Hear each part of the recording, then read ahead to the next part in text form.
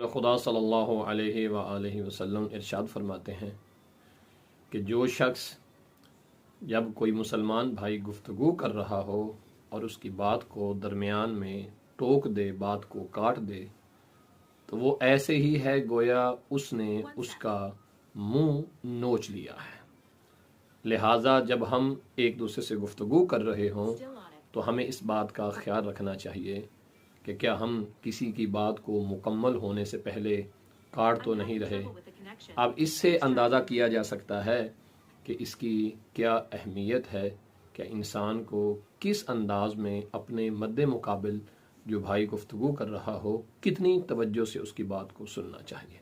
हत्ता कि एक और हदीस का मफ़हूम भी है कि नबी करीम सल्लल्लाहु अलैहि वसल्लम से जब कोई बात करता तो आप पूरी तवज्जो के साथ उसकी बात सुनते। खुदावंद मुताल हमें इन बातों पे अमल की तौफीक दे। आमीन।